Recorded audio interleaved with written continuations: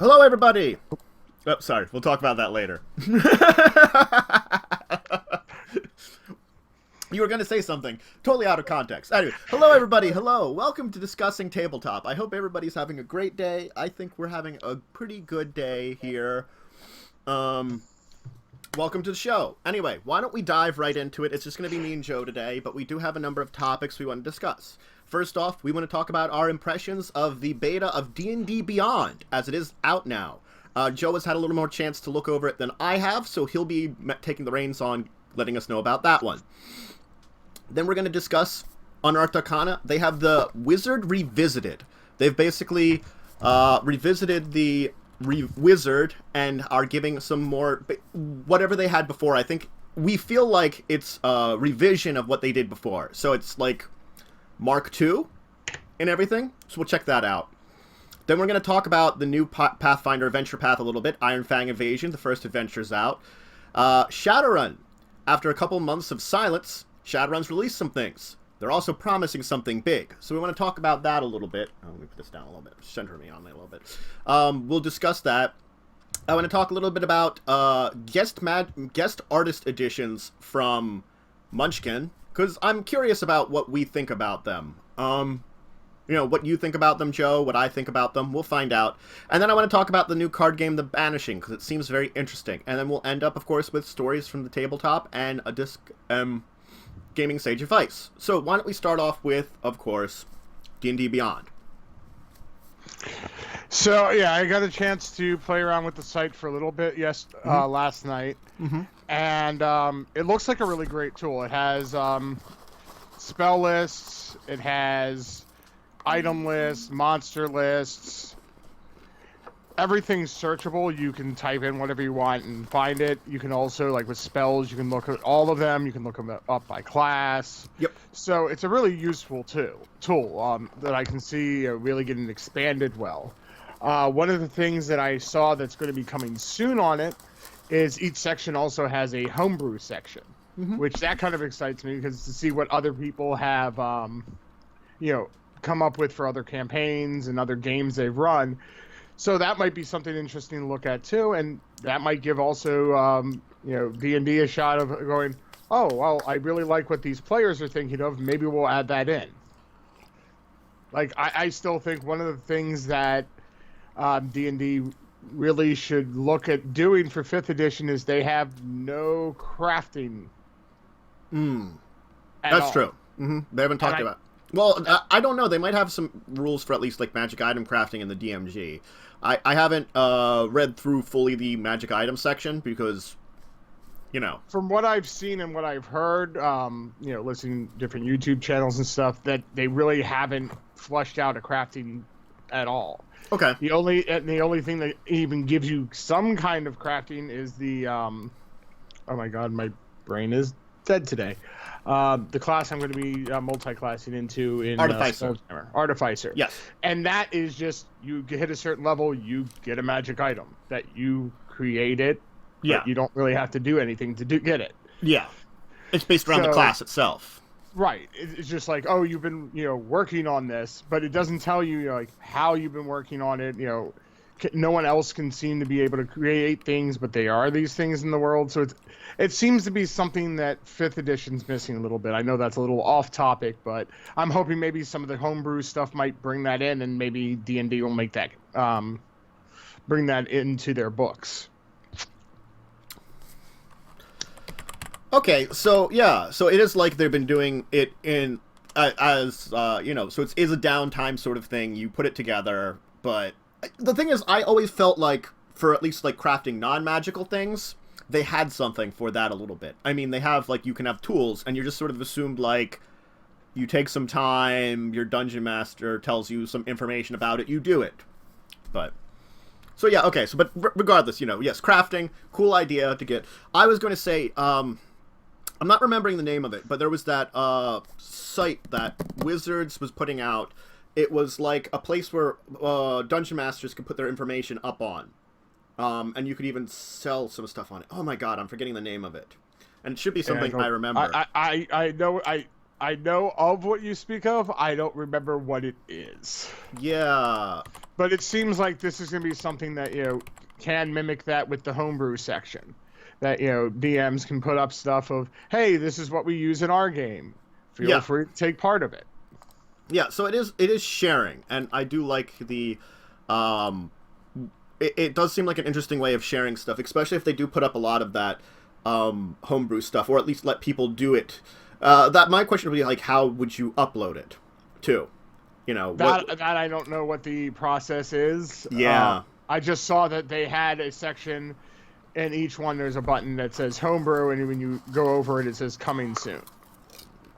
So I'm assuming maybe in the next, the next part of the incarnation of it, that we're going to get the homebrew option, and people will be able to put up stuff. I know you can submit like things through there too of like your opinions and stuff. So maybe it's going to be a similar way that you can submit ideas that can be posted. Interesting. So it looks like they're off to a good start, at least with the material. That it is a good reference guide. That you don't have to have like all the books in front of you. You could have this open instead. Though it seems more web page based rather than app based at least at the time. At this moment, it's not. It's not an app. It's a web page. A web page that you can go to. It's still rather useful with smartphones and stuff. You can still use it on the go. You do have to sign in through your Twitch account. Okay. Twitch account? That's what I had me do, was use my Twitch account. Alright, that's interesting. I can't really offer a huge complaint against the Twitch account, but that's definitely an interesting way of doing it. I don't know if they're working with Twitch on this, maybe? Because they do have their Twitch site that they put forward for a lot of things. Like, they have like their dice camera actions on there and stuff, where they do stuff on their Twitch. Because I mean, like we talk about, it is Wizards, and Magic has a lot more on Twitch than I think D&D does. They both have two different Twitch accounts, though. They have their D&D one and their Magic one. Their Magic one puts the tournaments on. You're probably sure you could go on there now and check out stuff for one of their tournaments that's going on this weekend. So, I mean, but I don't know about like how much the D&D one does at all, really. Unfortunately, I have to say. One of the things I missed was they also have the compendium that has all the basic rules in it as well, and they do have a forum section. Okay, well, forum sections are sort of a given nowadays, even though I don't know. I'm not good on going to forums anymore anyway. Not that I ever was, really. But, this is the Beta Phase 1. Beta Phase 2 is supposed to have a character builder and character sheets involved. Okay. And then Beta Phase 3 is homebrew integration and campaign management. Campaign management. So we're supposed to see a lot more in the third one of the beta. Yeah, for homebrew, it looks like, yeah. Okay. So that's what's going on there. It looks like it is going to be an app. I don't think it's available as an app yet. I don't know. It's because on the bottom of the screen it shows like the app version of it. Okay. I think after it goes through all the betas, then they'll be combining everything into an app version, I think. So right now it's more testing their information database, I guess, at this point? Yeah, I think that's what it's really doing, is it's giving you an area that you can look up everything, and they can see, like, hey, do you guys think this is enough? Do you think you should have more of this? But their search section's really nice. Like, if you go to items, you can type in the magic item by name. You can search by rarity. You can search by if it has to be attuned or not. Certain tags and bonuses as well. Okay. And then also the type of magic item, everything from armor all the way to wondrous items. So that's pretty cool, actually. I like that. That seems interesting. And the same thing with the monster section. You could search also by type. You could search by CR, size, environment. So I think that's going to be really useful, especially if you're doing like a one-shot campaign and you're trying to come up with, okay, we're going to be going through swamps. What kind of monsters can I look that are in this challenge rating that, are in a swamp environment? Yeah, I mean, that helps. I always like that, because on the PSFRD, they had that you could search for different terrains for finding monsters. I think that's always a good thing to do when they can do that. where you can reference that, it makes it a lot easier. Oh yeah, I completely agree. So I mean, I definitely think everything they're doing is going in the right direction, and I would love to see this become an actual app. Like we said before, whether it's going to be a free app or if it's going to be a one-time pay thing or subscription, we'll have to wait and see. Yeah, so I guess we'll just have to take a look at how they evolve it after now. So it looks like they're on the right track as of now, at least with the product they're putting out. The question of whether it's still going to be worth it, I guess will come down to when we find out the pay side of things, because we know there is probably going to be something there, it sounds like. Yeah. But I honestly, if they keep up the work they're doing right now from what I'm seeing and have those search options and everything, I could see me paying for the app as long as it's a reasonable price, like under $10. Yeah. I could see that being, oh, this is really great. And I would definitely rather it be like more like not subscription based, but more like one-time price. I'll have to see that too. Like, will they have this like the basic price and then like some subscription stuff? If that, maybe it would be like a little bit more like, we'll see. But right, what I could see it possibly doing, just because Wizards is more of a compared to Pathfinder, Wizards is more of a money-making thing. I could see it being like, oh, we have this new expansion pack. It's $2.99 if you want to get this new information that we've added. Yeah. So we'll have to see what they really do. Again, it's looking good so far, and I think that's one of the more important things. But why don't we move on, because we could probably discuss this all day. And again, we only have the basic information we have now, and it looks like it's coming along. They're going in the right direction. Yeah. So as much as like we are still a little what's the word I'm looking for? Cautious about it. We still like it's coming out pretty well so far. Right. So let's move on and talk about the Unearthed Arcana, the Wizard Revised. So, from what I've been aware of, it's once again, it's normal Unearthed Arcana. They put it out, and this is stuff they've done before revised. I'm thinking it's probably some of their early stuff, because what I'm looking also at the original Unearthed Arcana, which was Warlock and Wizard. There's one probably older than that, I'm assuming. That might not be up there anymore because they replaced it. Revised it. Right, because I was going to say with that one, it focused more on just the Warlock, not much on the Wizard. This one's, strictly just the Wizard. So I don't know. I don't remember if there was one beforehand or if this is just revised from the book. Okay. Our good friend Olirant in chat has let us know that the religion one was definitely there before. Okay. Yep. So, again, it's like we didn't pay attention to Unearthed Arcana until like a couple months into it. So definitely we are missing a chunk of like what came out before.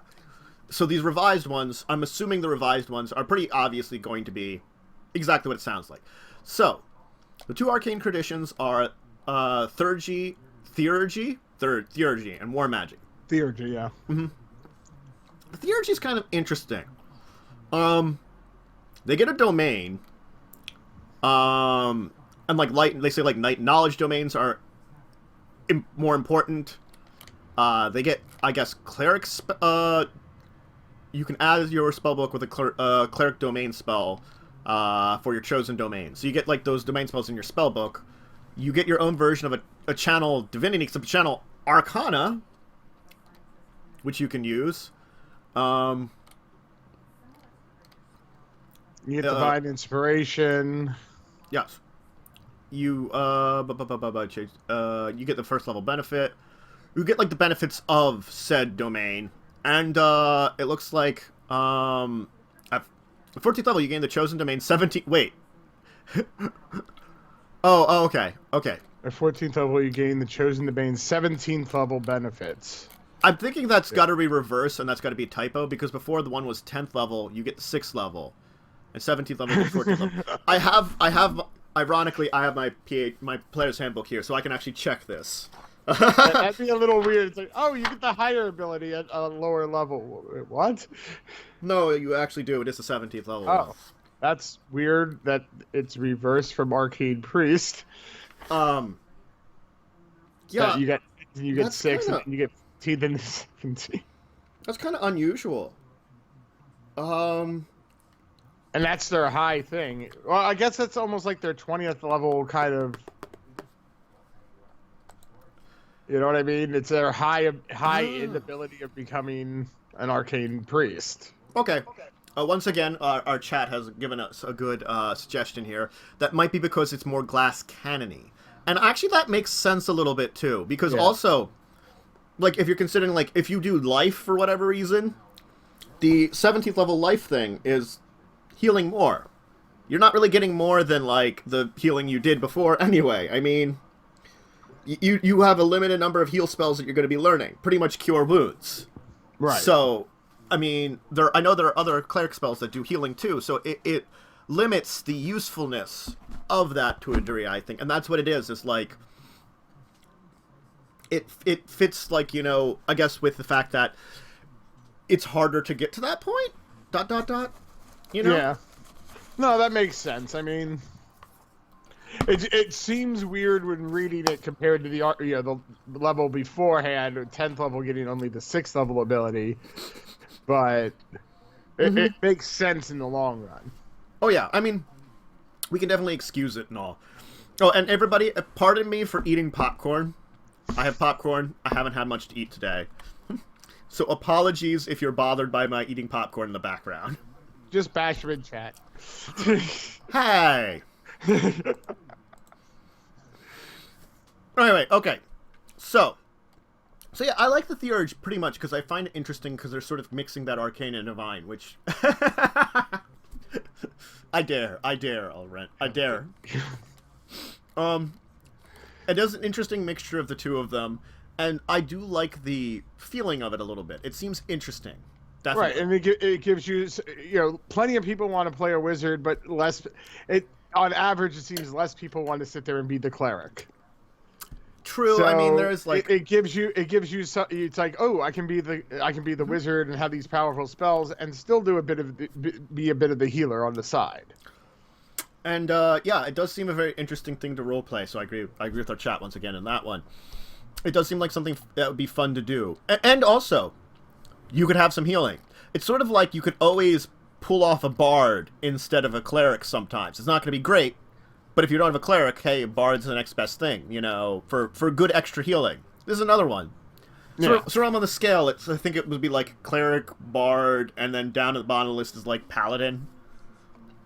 Which you could get away if you... Which, again, I always argue that 5th edition needs less healers, you know. That's only one of the things that I believe was a good example of stuff... Well, right, because of the short rest. Yeah.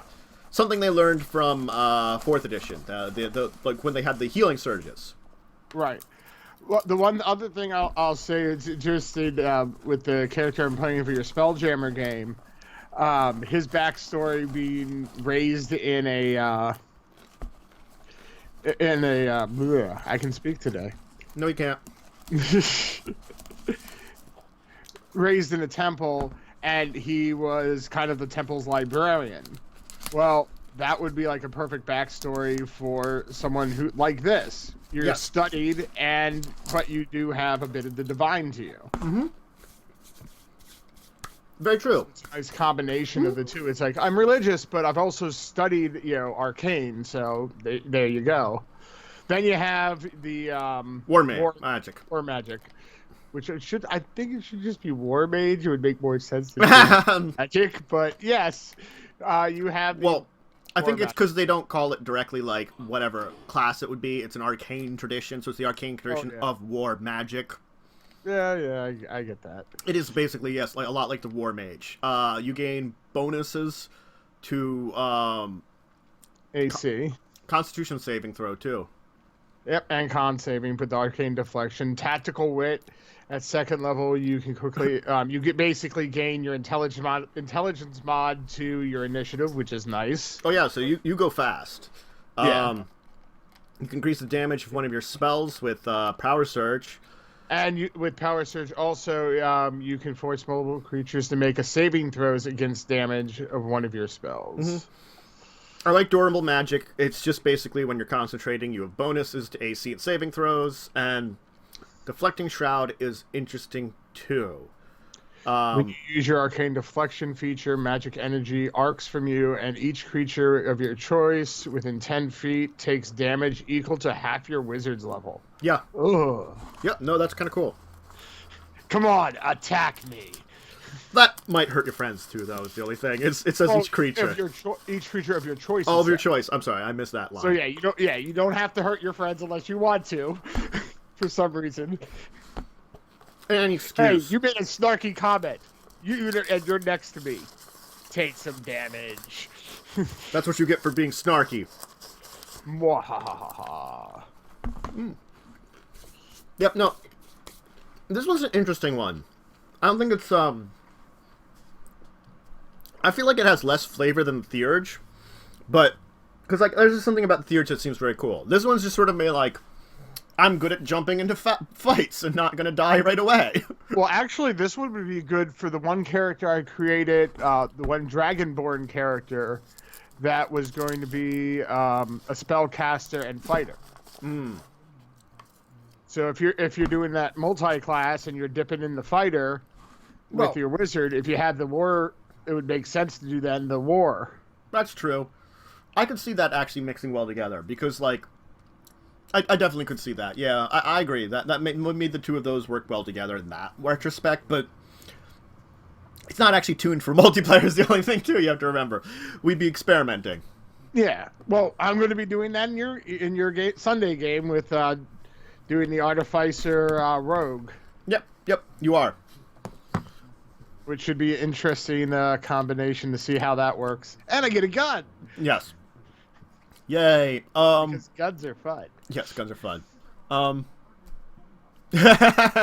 Yes, who wants to be balanced anyway? Thank you. No balance is necessary, please. No, I do like the abilities that it has, and I think they would be interesting. I could see a type of character that would use them. That's the thing. I could picture that type of character in my mind, and I think that's why I like both of these very well, definitely. If these are basically revisits to ones they did before, I'm not sure if these are much better than the originals, because again, I haven't seen the originals, but I do like these versions of them at least. Yeah, I'm guessing the originals they've just modified and seen what worked and didn't. That's a good suggestion too. It's like if you would make a villain. Yes, an NPC that uses war magic. Oh, that'd be pretty nasty. That'd make a very good villain. That's definitely true. I could see that. All right, but why don't we dive into the next one? Because, I mean, we could talk about this for a while longer, but they're both interesting ones, and I would definitely recommend checking them out and playtesting them, if you want, in your groups or something. Just try them out. Excuse me. Let me take a sip, because I'm trying to choke a little bit. But both are definitely, I think, good additions to Wizard currently. We'll see, how things evolve, because this, again, is the Unearthed Arcana. But let's move on. And I did want to talk about the new Pathfinder Adventure Path, because I like the Adventure Paths that Pathfinder puts out. Those always interesting because they're very good epic stories. As much as I've enjoyed something like Curse of Strahd, I feel like Curse of Strahd is a choose-your-own-adventure, a little bit, and the Pathfinder Adventure Paths are more like a novel that you're following along with. It still allows for some flexibility, but not to the same level. Which, I mean, there's arguments for both of those, which is not something we're going to, dive into right now. The argument about something like Curse of Strahd Adventure, which, let me adjust my microphone a little bit here. Which has its definite own merits, and something like the Adventure Path, which is a lot more, linear. Yeah. I guess it's the same for, open world video games and linear video games. Depends on your story you're telling. And I've gotten to see a bit of how Curse of Strahd has been able to be kind of different depending on how you run it and everything and how the players act. I started watching Dice Camera Action. Yep. I haven't gone ahead to spoil it for our Curse of Strahd adventure, but to go back and see, another, other people playing the same adventure earlier on and seeing what they did compared to what we did and what they encountered compared to what we encountered has been very interesting. Yes, because again, like as I said, it feels more choose your own adventure, but that's just kind of pushing off to the side there. Let's talk about this latest adventure path, because I find this one's, I like the sound of this one. So it's Iron Fang Invasion is the new one that just came out, the first adventure of it. The big open story of it is you're within the hometown of Fandar, which I used in an adventure. In one of those little one-shots I was going to do, I had Fanadar. I remember using it. Because I remember struggling with that name. I don't know what you're talking about. Very easy name to say, Matt. Fanadar. Oh, God. It's like the first step of an all-out war of conquest against the Iron Fang Legion, which is basically hobgoblins. Hobgoblin army. With an ancient goblins. Ancient artifact. Intends to claim a couple countries, you know, as they're bickering with each other.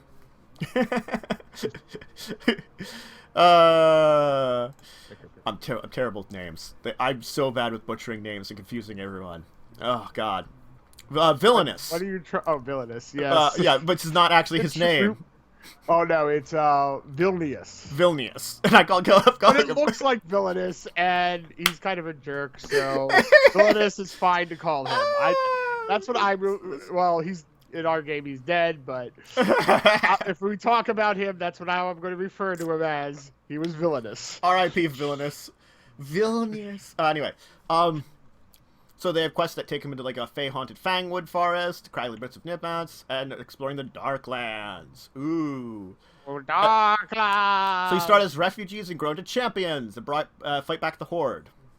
I have a question. Are there any Dark Mantles in the Darklands?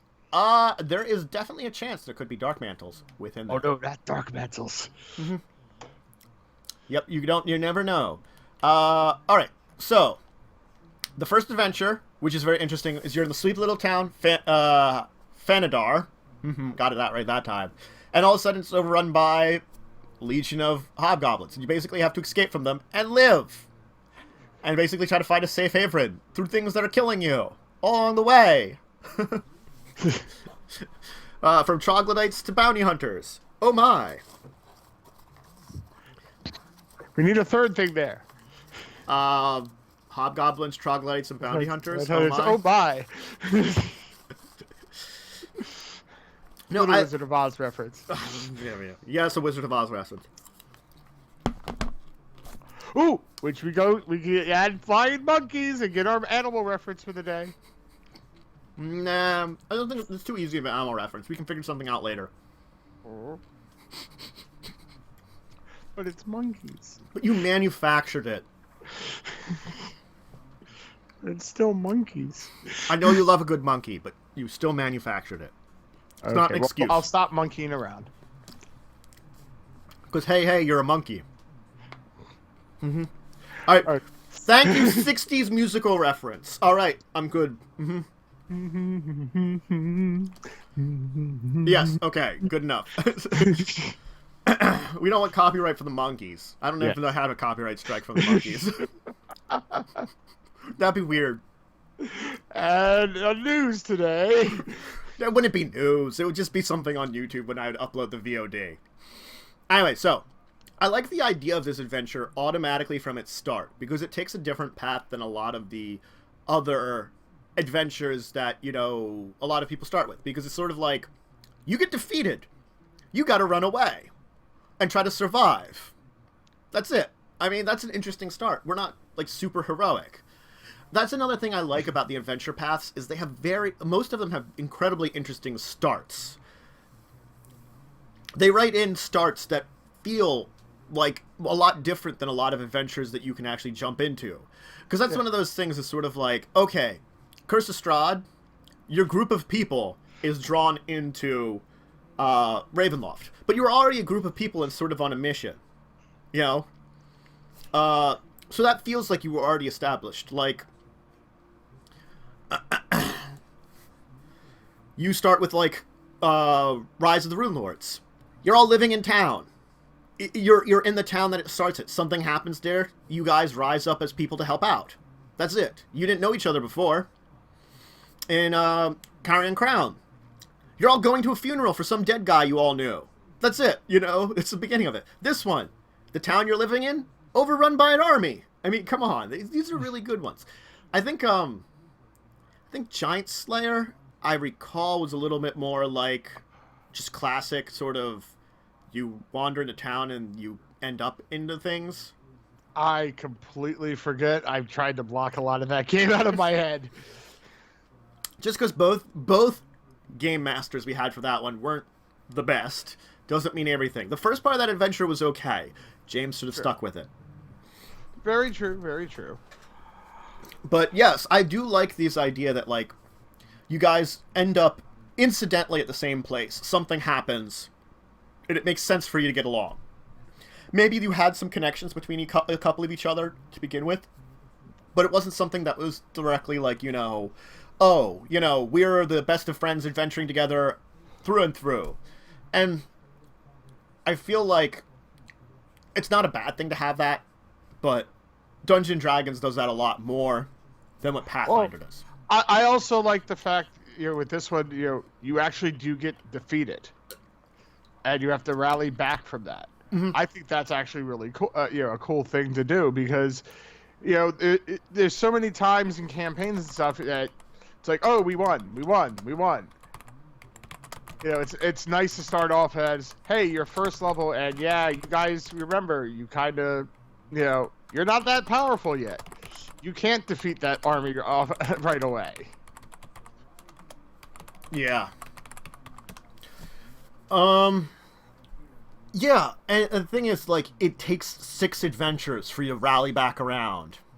And that's the thing, is you really think about it, is it goes all the way to the back end of the one before, like, so you're becoming heroes all along the way before you could finally turn things around and get back to that point in time where you truly defeat the enemies that have been, like, that have taken on your town.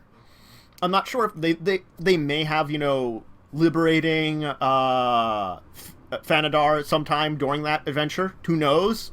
But right, sort of like there could be some guerrilla fights and stuff like that you know you have to use you're not maybe facing that army, you know, face to face, but you're doing like strategic little strikes to weaken them. Yeah. Sounds like that's more like the second one. It's because you're like pushed into the Fangwood trying to get safety. There's dangers there while you're trying to like strike back, figure out a way to strike back against them. Then you're sort of rescued and you're beginning to help mount an offensive against them. Basically because you know some information on them, I'm assuming. Then you lead to a siege. That's the fourth one, seems to be some kind of siege in a sky citadel, dwarven artifacts and stuff like that. I mean, it seems a lot more interesting than your typical, you know, campaign. You know, yes. It's cool that, you know, it kind of does, as our person in chat said, you know, remind your characters that you are small compared to the rest of the world. Yeah. And if you want to make your place as a large person, you've got to earn your way there, basically. Right. And I like that aspect of this one, that, you know, it's like, okay, you actually do have a real struggle. You're not just, you know, going around adventuring and defeating everything that in your path almost. Mm-hmm. That you do get bashed a bit and have to, you know, retreat and reorganize. Yep. You do get a bit of that with Curse of Strahd if Strahd actually appears. We've seen that. He's supposed to appear. Right. I'm just saying when Strahd appears, that you know you can't take him on at that point. He pulls the old Curse of Strahd from the Castle Ravenloft board game. Which is the one event. Strahd appears, fireballs you, and leave. It's like, what? It's like, why? Hey, what did we do to you? Mm-hmm. Come on. Mm-hmm. That was my favorite one. Strahd appears, fireballs you, and leaves. Strahd's... Basically, lesson learned, Strahd's a jerk. Hi, how you doing? Bye. Yeah. Of course, we had someone who sacrificed himself to Strahd, and we're going to pay for that in the long run. just because werewolf vampires can exist thanks to Chris Perkins. Thank you, oh great writer and powerful overlord of Curse of Strahd, for giving me the go-ahead indirectly. I didn't even ask the question. Someone else did. Abominations. I hate abominations.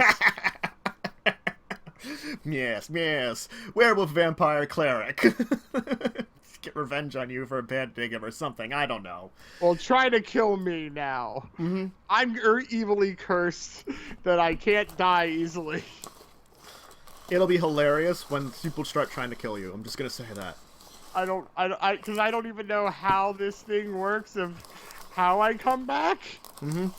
So I may be coming. It may be like what the heck is this spell? Reincarnation. Mm-hmm. So I might be coming back as different creatures. Yeah. This isn't my body. Why am I now a dwarf?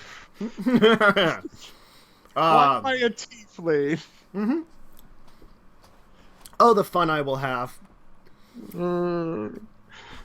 But and why do I have this creepy smile? because you keep taking deals with darkness. Because you keep picking deals with evil powers. It's not my fault our paladin's not actually like showing up to the game, so we don't have someone who is actually truly good going, yo, stop that, bad. Stop making deals with evil things. It's a bad idea.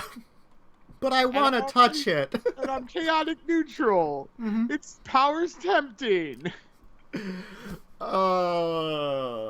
times. I realize how bad these things are. Mm-hmm.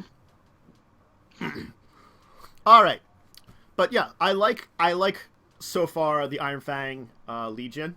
I've like some of the adventure paths I've definitely liked more than others. I think all of them have very interesting stories though, from what I've played of them and encountered of them. So I definitely want to check out more of them. And I'm definitely glad to see these ones. But why don't we dive Pathfinder in a while? That's true. We don't have chances to play on Fridays as much. Though I am planning, if anybody ever is interested, to do Pathfinder Abridged Adventures, I call them. Abridged Adventure Paths. I will be doing those as one of the shows I start up eventually. Where basically, what day of the week? I have no idea what day of the week yet.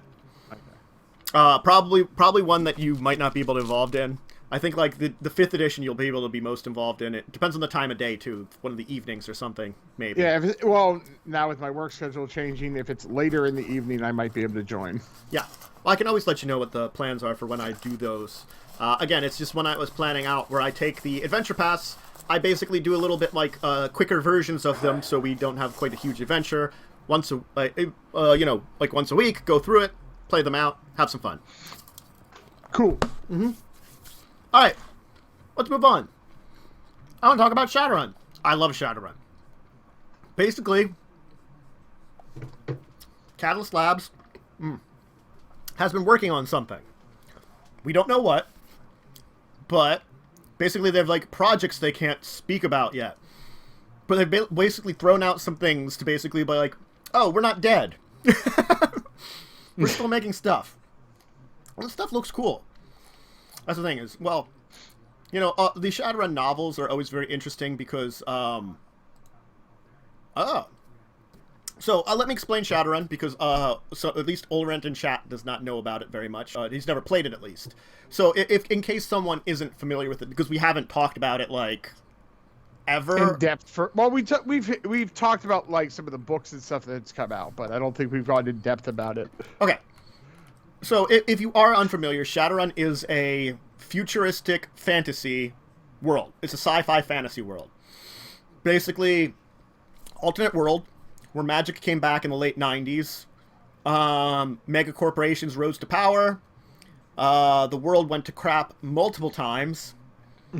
Yes. You also have your cybernetic technologies. Oh, yeah, because it's the 2070s. So you've got 2070s. You've got, the return of other races. Like, it started with elves and dwarfs being born to humans. And then there was, like, a day which just a whole bunch of people changed into orcs and trolls. The day of goblinization. which had to be really interesting, being in a boardroom meeting, and all of a sudden your boss is now a troll. Yeah, or like all of a sudden you're sitting around doing something and you're like, poof, you're an orc or something. It's like, what the heck just happened? Like, magical creatures returned. Dragons returned in a big way, doing a lot of interesting things. Oh, a dragon was president before he was assassinated. That's always a cool one I like to, mention about Shadowrun. A dragon got elected president and then got assassinated like a day in to his actual Trump inauguration. Dragon. Well, and also if you've ever played Cyberpunk, there's tie-ins with that as well. They mimic a lot of the same cyberware. Because they've got Deckers who hack into the Matrix, because yes, they had the Matrix before the actual movies. Yes. This is a role-playing series that's back from the 80s. I think the first edition was out. I think it was early 80s, early to mid 80s that first edition Shadowrun came out. Yeah, Shadowrun.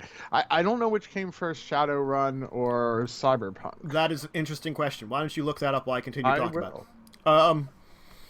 But so the world has a lot of cool things to it, and the characters you're playing are basically Shadowrunners, because governments and mega corporations, they have jobs they want to do that they can't do legally, so they hire Shadowrunners to do them, to steal technology, steal information, steal personnel. Oh, and it's important to mention that mega corporations are effectively their own countries in this world. So they're their own countries. They're still governments, sort of. So the world has order. It's just gone to crap a lot. And it's fun. And of course you have a lot of like altered reality VR stuff on the side, It's a system I love to do, but just saying it, I think I talked about this the other week.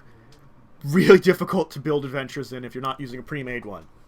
Okay, so Cyberpunk came out before Shadowrun by 1 year. Okay, cool. Cyberpunk came out in 88.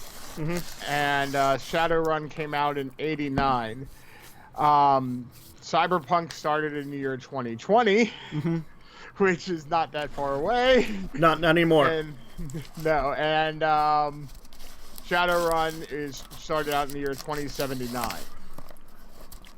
Or is that currently? I thought it started out a lot Shadowrun took place several decades in the future. 2050 in the first edition, I'm sorry. Yes. And currently it's 2079. Yeah, each edition, they put it some years in the future. Yeah, so the original was 2050, so 30 years after Cyberpunk's original starting. And they got 5th edition now. Yeah. Of Shadowrun. So they do compound their storyline, too.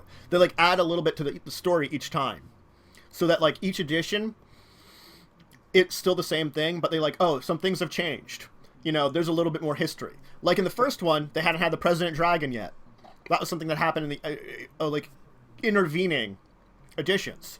Things right. like the elves apparently had a language, but now the orcs have a language too. That are supposed to be ancient languages from a prehistoric time an ancient time when elves and dwarves had, or all the races and stuff had existed before. Because if you don't know the all meta plot of it, it's supposed to be the same world as the Earth Dawn games, and it basically takes cycles of magic, where magic becomes really big and bad things happen. Magic drops down. There's nothing magical. And that's where one of the things that with Shadowrun over Cyberpunk, Shadowrun also has different eras you can play in. You can play in eras where magic had dwindled, eras where magic is high. There's different time periods too. Because don't they also have more of a medieval setting too? No, they have three. They have 3 settings of books. They have the Earth Dawn, which is supposed to be That's the one I was thinking of. I'm sorry. But that's supposed to be really ancient times before recorded history, because apparently when magic disappeared, recorded history disappeared. They also have a pulp one, which is supposed to be 1920s, where apparently there's hints of things of magic happening in the background. It hasn't made a big return, so it's I don't know a lot about that one in the middle of the system. So I can't really tell you a lot about that one, because I've played some Earth Dawn, I played some Shadowrun. But anyway, so that's the history of Shadowrun, just a little bit background of it. So yeah, they've come out with their 5th edition. I love I know I haven't played the 5th edition yet. I've only played the 4th edition, but it's a very small upgrade between the two. basically, I've read through the 5th edition rules, and it's been a really tiny, change between the two. The only reason I'm not doing 5th edition videos on my channel is I started with 4th edition before I got the 5th edition stuff.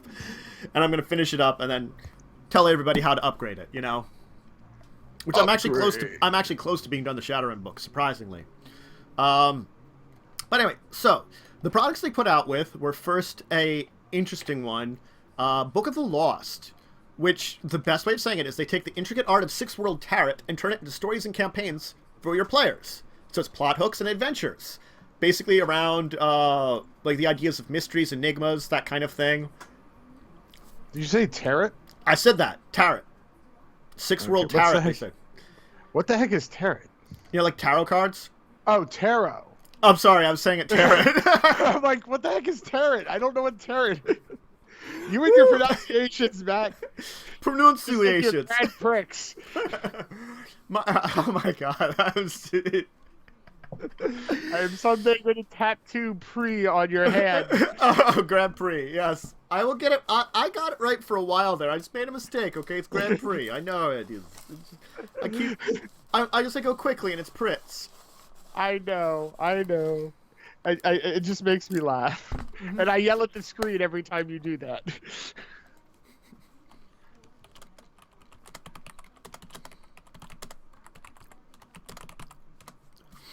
But anyway, so it can be used with 5th edition Shadowrun and adjusted easily for the Shadowrun Anarchy rules, which Anarchy is their basically like beginner's rule book. You can use it's baby's first Shadowrun. All right, I'm being a little insulting to Anarchy there, but that's what it feels like to me because it's like a simplified rules that makes it a little easier for you to get into it. Because Shadowrun is definitely an advanced role-playing game system. It is not a D&D. It takes a little bit more to jump into it. Baby's first Shadowrun. I don't recommend your babies playing Shadowrun. It's all you're gonna steal stuff from people and shoot them and stuff. Oh god. What is this, the baby from Roger Rabbit? Yes. He's gonna play some Shadowrun. Who's actually like, 50 years old or something? Yes, the eternal baby. Oh, of course, we did have a character in a game like that. You did. I wasn't involved in that. Yeah, you weren't involved in that game, where we had a baby who smoked cigars and shot people. Mm-hmm. It had the ever-burning stogie. Mm-hmm. That was a very interesting, silly game. Mm-hmm. Well, I do agree. I do like systems that have a beginner version of them. So it's like I can't fault Shadowrun Anarchy for existing, but it's sort of like, as someone that's played since the 90s Shadowrun, it is sort of like, well, you could have had something like this out earlier. It's not that I have a problem. Woulda, shoulda. Because the fact is, Shadowrun hasn't always had the easiest of systems. They've really refined down a lot of their systems to make it a lot easier, especially things like... they used to be really overly complicated, especially when you went into the Matrix. And spellcasting. Spellcasting was pretty complicated, but the Matrix was that was basically almost an entirely different game that you added into it. Now, unless everyone was running Matrix, unless you were doing a mainly Matrix run game, if you had like one party member who'd do Matrix runs, that was pretty much an individual session. Or you'd be at least splitting the party effectively. Yeah, you could still sort of do it, but it got ridiculous. Like now, they're all sort of parallel. They follow very similar rules. Granted, there's little differences between them, but I think Magic, they simplified it that there is a whole bunch of steps you need to know, but as long as you like repeat the steps over and over again, you get a hold of it. And there are certain steps you can skip, Of course, if you really want to get into complicated Magic, there's always Mage. God. From World of Darkness. That's fun because, hey, I can pretty much do whatever I can think of, but there's horrible, horrible consequences. Mm-hmm. Oh, Paradox. And that is why I just like playing running Mage. Right, because as a DM, it's hard to rein in the characters and make it fair, but as a player, God, it's fun. I remember one time turning a Black Hawk engine into a solid block of metal and having it crash. Good times, good times. Oh yeah, that was fun. And it blew up and hurt one of our party members, unfortunately. Okay, everybody. Just because I'm suggesting it, because I keep eating this popcorn, Parmesan cheese on popcorn. Recommend it. Yes, it's very good. A little side note there. But anyway, no, I mean, I like the idea of this book because it's supposed to be giving you ideas. And I like that. It's actually if you have the time to build your own Shadowrun adventure, or you do one that does not involve things like the Matrix. Because as soon as you involve the Matrix, you're getting different levels of everything, and it's like... headache. That was my Matrix moves. I'm not as slow motion as I should be. Yeah, I wasn't as slow motion as I should be either. No, Whatever. No. Okay. Now, and they also put out a mission. That's the other one I want to talk about, which is actually a really interesting mission, because it's called Do No Harm. And yes, I saw that. Mm-hmm. Sorry, go ahead. Yeah. Easy to execute, hard to describe, difficult to... No, it was easy to describe, difficult to execute. That's right. You have to ruin someone's life. Which is awesome. Mm-hmm. It's such a weird mission. Yeah, a non-lethal mission. Exactly, Allrant. That's what it really is. It's a non-lethal mission. You're supposed to just, like, they're not... I guess they're not... Give someone the ultimate bad day. Mm-hmm. Mm-hmm. And they're like, exercise their creativity and sneakiness. Well, we kind of did something like that in the vampire game. It wasn't intentional at first, but my arch enemy in that game, we kind of completely framed and kind of ruined his life in a way. Your Wernstrom? Yes. Mm-hmm. Wernstrom. Mm-hmm. I think that would be a very fun mission to do. Yes, you're not going to be killing people, but you could just ruin someone completely. Well, the thing about Shadowrun is you're not always looking to kill anybody anyway. You're ready to do it, but you're not really looking for it. You don't always have to do wet work. Well, no one actually takes wet work. Yeah. It's just that if during the course of a mission you shoot some security guards, I mean, Happens. Mm-hmm. You're not looking to technically kill them. Mm-hmm. Yes, I agree. A mega corporation giving you that job is awesome. Well, it could be another head of another mega corporation. Take this guy down. Mm-hmm. A rival from from another mega corporation or something. Like a manager somewhere. It could be ruin this guy's life to hurt this company. It could be the same one, same corporation too. Like it's your rival within the company. Yeah, this guy's getting promoted too fast, and he's threatening my job. Take him down. Mm-hmm. Well, there's a lot of cool ideas behind it, so I do want to actually probably check that out sometime. Again, it's like Shadowrun. I would love to do more missions and stuff with that, but it's another one of those games that I just don't have a chance to play as much. And it's one of my favorites. Yeah, I like Shadowrun too because it harkens back to me for Cyberpunk, which was the first role-playing game I ever did. Mm-hmm. All right, why don't we move on though? Because we can gush about Shadowrun. And the thing is, we talked about what they put out.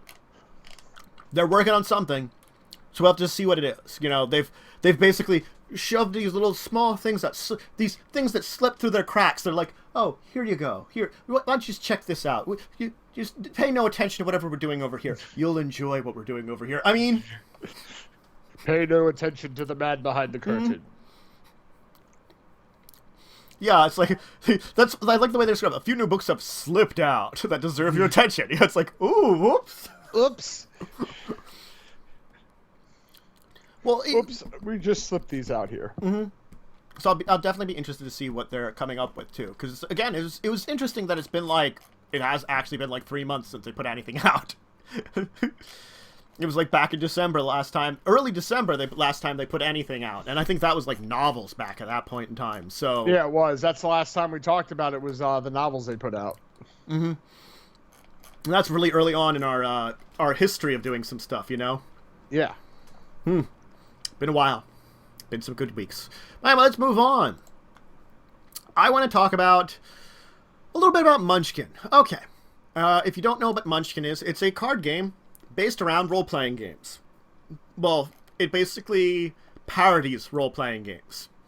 I'm sure there's plenty of you that probably know this, but a Munchkin in a role-playing game is a person that basically abuses power to be the most powerful person. It's supposed to be like, you're also known as a power gamer. Yeah, a power gamer is good. You're supposed to be like a tiny little person with a gigantic weapon that's definitely oversized for you or something like that, You don't optimize your characters as a character. You optimize the character to be the most powerful thing it can be. Oh God, that's hilarious. Yeah. Mm-hmm. Yes, that is true. There has been so many expansions. Yeah, the amount of expansions and alternate types of Munchkin are insane because they have their like core Munchkin, and then they have themed Munchkins, and then they have expansions for each of those, and then they start getting into mini expansions, which were little like card packs. And then they also have that's still in the works, the collectible card game, which I still think is completely unnecessary, but we'll see what happens with that. They did a Munchkin RPG based around it was either 3rd edition or 3.5. I remember those books. I did not know that. Oh, they did. We never played it. One of our friends had them.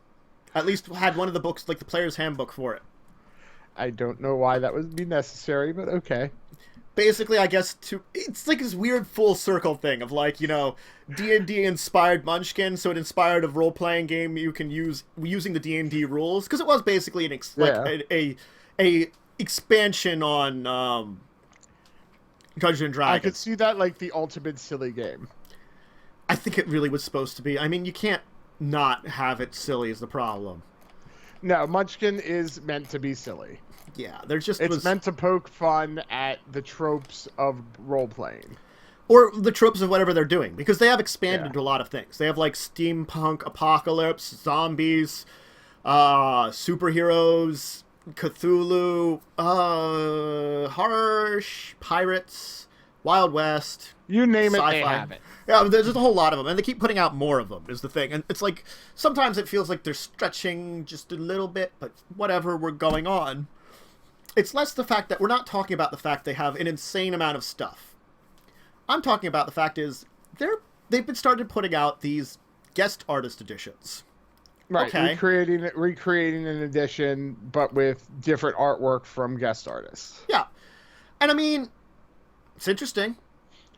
But... I mean, it's not necessary, but what I would say is, if you do have a favorite fantasy artist and they're, doing that, you might go, oh, well, I'll get that edition because I really like the artist who's doing it and the artwork that's on it. Yeah. Well, for this one, apparently, it's the same person that did Munchkin Skull Kickers. So I guess it's the artist for whatever, like, the Skull Kickers webcomic was. It's doing the current version of it, which is, like, their 15th anniversary one. Is out. I know they've done a couple other guest artist ones. So this is Edwin Huang. I hope I'm pronouncing that right. Okay. So Edwin basically re-illustrates the card game. Because it's one of the larger boxes, it's the ones that has like one of the game boards. Have you seen those? Yes. And it's got little standees and stuff to like mark where your level is, rather than having a dice. I played one of the original set with the game board before. Mm-hmm. A friend of mine had it. The game board's interesting, but not necessary. No, it's just table space. I mean, to me, having that being an upgrade, like an update for like the newer versions of it being printed and released, I'm okay with that. It's sort of like the difference between the original Flux and the newer Fluxes is they added in those creepers. Because I think our friend Cindy has original without it, and like I own a copy that they added creepers in, which they learned about from one of their like different versions of Flux, which is another thing they have too many versions of. But still, But you could see there was an evolution between I don't these. know what you're talking about. Pot flux is so necessary. I don't know any stoners. Oh, that's right. It was stoner flux. I'm sorry. Yeah, but But still, it was just like, not necessary at all. no. Because they had cards where you actually would have to smoke marijuana, which is to say you could ignore that. Yes, you don't have to, but if you guys do partake of the herb, this is a chance for you to smoke. Mm-hmm. This is an excuse. Mm-hmm. Like I said, with the game board, to me it's the die works just fine. I don't really need the game board. Mm-hmm. Yeah, I agree. I don't need to see my character moving up the levels on a board. I just think it's a waste of table space. And I had those giant munchkin dice, which specifically were put out by Munchkin earlier. Mm-hmm. Well, I love Steve Jackson games, but they do a lot of stuff that's just a money grab. Mm-hmm. I will say that. Unfortunately, kudos for them. They're making more money, but at the same time, it's like some of the stuff I look at and just like, yeah, not necessary. They put out GURPS. I mean, that's something. Yeah, I've heard GURPS has gotten better. I remember GURPS back in the day, which was broken when they did stuff for like 3rd edition and stuff. Their stuff was all like over the top powerful. What edition are they on now? For GURPS, I have no idea. Okay. I can look it up. I'll look it up quickly. But I mean, it's.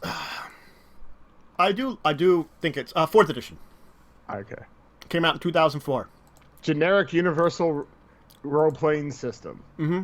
That's what GURPS stands for. I know. I don't have a huge experience. I actually haven't physically played GURPS before, but Me neither, but I remember looking at third-party stuff back in the day, and it was most of the third-party stuff was GURPS, and a lot of it was really broken. It's interesting stuff though. But anyway, so yeah, the guest artist edition. I feel like it's not a bad thing if you don't own Munchkin already, for one thing. But if you own it, I don't. It's the same like product. I said, I think it's if you own it, but you really like the specific artist that's guest starring, maybe it's worth it to you. Because then it's like, oh, well, I really like this guy's artwork. So it's not just I'm buying the game, but I'm buying this artwork from someone I like. Uh-huh. So that I can see, as a selling point. But again, I think it's one of the kind of money grabs that Steve Jackson Games likes to do. And they've done a lot of them. They've done them for like, it looks like this would be the 13th guest artist edition they've done. Yeah, I'm looking at it now. I mean, the artwork's is definitely not your typical Munchkin artwork. I know this. It is cool. I do like. I like the artwork, but again, just like you said, I own the original, so I probably wouldn't go out just to get this. Now, if I didn't own the original, I might debate of, well, do I want, this different artwork than everyone else has? Mm-hmm. Maybe. Yeah. So it's interesting. Uh-huh. Okay. Yeah, and I mean, they do get, like, it seems like they do have some interesting artists there, so they got some interesting stuff, but, so, I mean, that's cool. If you don't have it, yeah. Because I don't know if I have, like, Munchkin Oz, so maybe I'd get the guest artist edition. It looks kind of, like, cutesy. I don't know how it would compare to the original one. Then again, I haven't bought a lot of Munchkin ones in a while, too. Munchkin Pathfinder guest artist edition. I know. And Cthulhu. This is actually the second of the normal Munchkin they've put out. But again, I guess it's their 15th anniversary also that they're putting it out. So, yeah. Yeah, Munchkin. Basically, the big ones, it seems they have guest artist editions of, like, Munchkin Fu, Legends, Cthulhu, Super Munchkin. Those are all, Star Munchkin. Mm-hmm. They're all, pretty well big. They're all pretty big editions. So I can see that, why they picked those as the guest artist ones. There's a few they don't have that, I mean, I guess they never were as popular. Like the, Munchkin Bites. I liked Munchkin Bites. Yeah. I liked it too. But if you look at Steve Jackson's page on the bottom, they have some question. They have 4 question mark spaces of probably future guest artist editions they're going to do. They might do one of those or one of the other ones or something. Yeah. Yeah. We'll have to see. No, so 50th anniversary is out now. If you want to check it out, go ahead. But again, I recommend if you don't have it, it's not a bad thing to get. It's interesting, especially if it's got an artist you like, or if you're not really big on any of those artists, then go ahead and get the original. I would recommend getting at least one Munchkin. Yes. It is a really fun game. They just have so much stuff. Way too much stuff on it. Especially when you're combining them all. Okay. Look, we have 10 piles of treasures. Which one do you want to draw from? It used to. Don't you remember when it used to be we shuffled them all together? Can't do that anymore. No, there's just too many cards now. You can't make. You would make the Leaning Tower of Pisa treasure deck, or the door deck would be. Oh my god! Now it's just choose one of the groupings of it, take stuff from it. Plus, then it's just easier if you later on you want to play with a certain one. It's not already combined in. But also it means if you can choose less of them too. So you could choose specifically I want superhero zombies foo. Yes. Super zombie foo. I choose you. Superhero martial artists fighting zombies that are also zombies. That almost as bad as Spag. Spag. It's not a bad game. It's just really weird. Space Amazon Cat Girl. No, Space Amazon. Space Pirate Amazon Ninja Cat Girls. Yeah, sorry. I think Steve Jackson did that one too. Thanks, Steve Jackson. So. Our one friend owns it. It's a good game, but it is weird. Yep, Steve Jackson's games did it. It's definitely a really weird game, and it's interesting. Yes. Yeah. Wow. Steve Jackson Games has a lot of interesting games. Apparently they have a Spank level counter app. Oh, God. Yes, because you really need a Spank level counter app. Well, it actually works for Munchkin and stuff, too. But you can do it for Spank also. Well, I'm just saying, you really need a level counter app? Just use a die. Seriously. I don't know, but I'm very lazy and I only have a phone. I don't have a pen and paper either. You have a note section in your phone. I have to download this app and take up space on it. Yep. Yes, I see that now too. Woo. Alright, why don't we move on? Yeah, why don't we move on to the last thing I want to talk about? I did want to talk about the Banishing a little bit. It's an interesting... it's a little card game. I liked the sounds of it, so I did want to talk about it a little bit. So the idea of it is, you're on a nice relaxing weekend, a portal opens up and hordes of the undead are pouring through. Even though they call it undead. But apparently there's, vampires and werewolves and stuff, too. Or something. Oh, my. It feels very Universal Monsters, almost, a little bit. So... with just the appearance of them, zombie, there's a werewolf. What appears to be a skeleton. WizKids. Yes, WizKids. They do some decent board games. Yeah, skeleton, zombie. I don't know what the frick one of these things is, but it looks like a little devil with a pan flute or something. Maybe it's Pan. It could be. Werewolf and vampire. So, I mean, it's mostly undead, except for a werewolf. Because that's definitely a werewolf. I'm sorry. Maybe it's an undead werewolf. That's true. That's true. We cannot deny that it could be an undead werewolf. So apparently you get character sheets and cards, and the cards are sort of playing cardsy, which I mean, Well, they have like little Yeah, droplets on them. They are kind of a playing card looking card. Well, the thing is, they really only have a value from 1 to 5. Well, I guess it's the stronger the creatures you'd be fighting. But I'm just saying the style, you're right. It looks kind of like a playing card. Yeah, as you kind of fight, you're working together, it seems like, which is cool, to like fight back, heal and stop the undead. I mean, we don't have a lot of information on the banishing, like overall, but it looks like you got like a character sheets, bunch of types of cards, different types of items. I mean, it looks cool.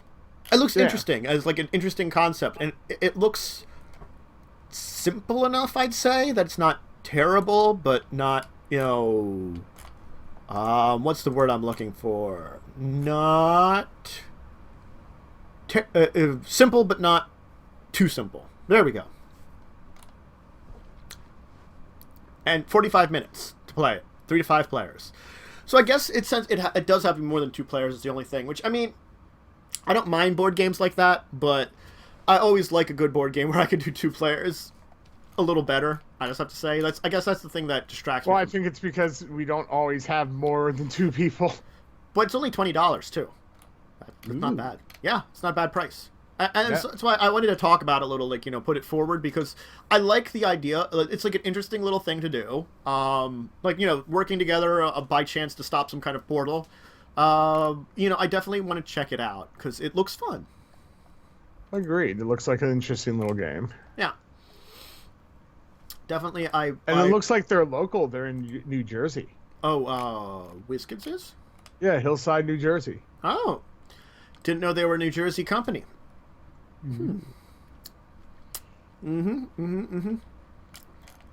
Hey, I found this stuff on D20 Munchkin. Ha ha ha ha ha. Yeah. They apparently did a Star Munchkin, too. Yep. Anyway, before we're distracted even more by different things, why don't we move on, though, because this has been a good one, to some stories from the table. Okay, everybody. So I wanted to talk about this week for stories from the table. Well, it's been a little in my mind, some World of Darkness stuff been the forefront of my mind. So I don't know if you want to go on which story you want to go on. Have we talked about a World of Darkness story before? Don't think so. All right, then I could have how about like this one? Why don't we do, rather than a deep in-depth White Wolf game, if you have a story of a shorter-lived White Wolf game you've been in. Oh, that was the one. I would be like the one I was mentioning beforehand. It was a mage. Mm-hmm. I was a nature mage who grew pot, which was interesting. Mm-hmm. I also had, capabilities of, like I said, being able to turn like an engine into a giant steel block. But that game got out of hand rather quickly.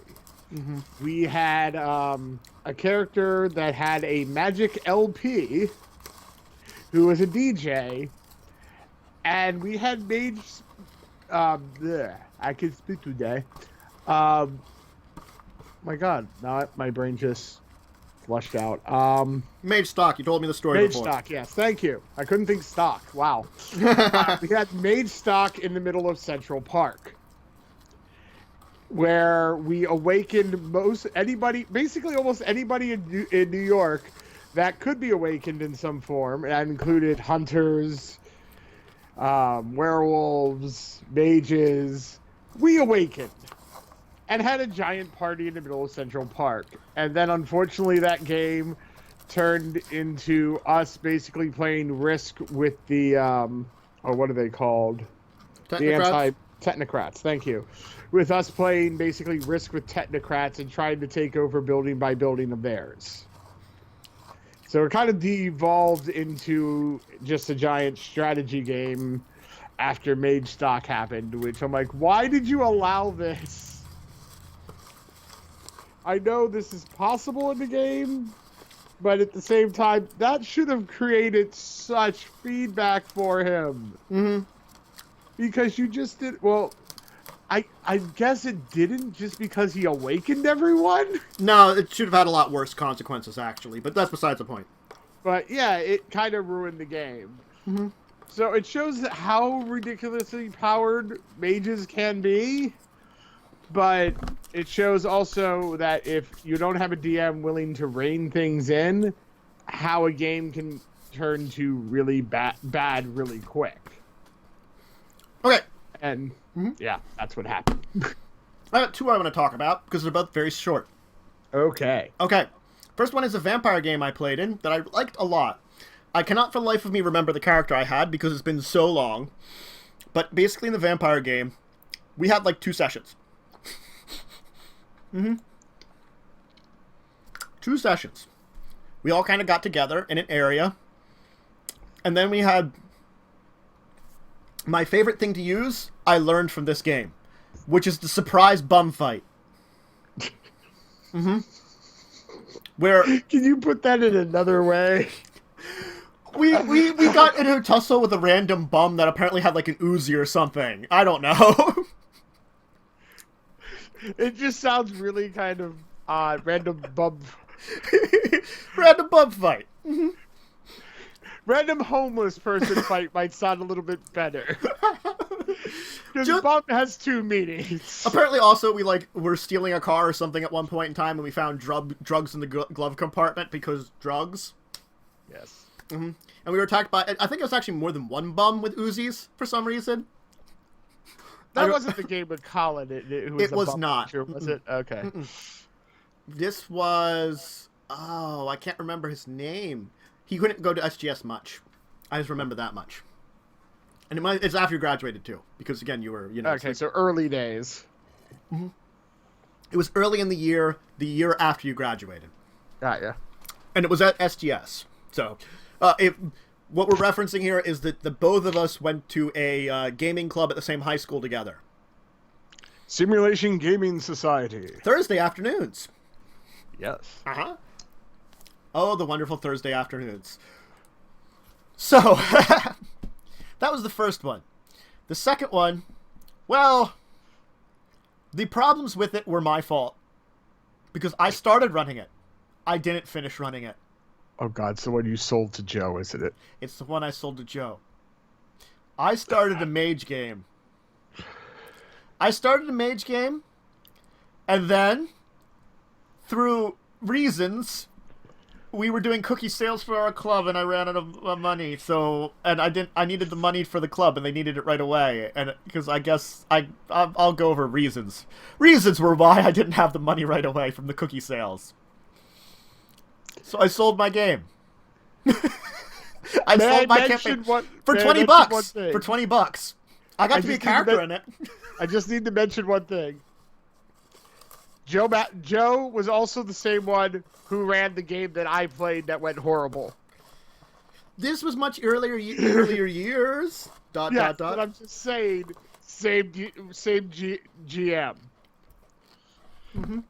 So go ahead. I'm sorry. He had been a player in my game. I sold it to him for $20. I got to make a character.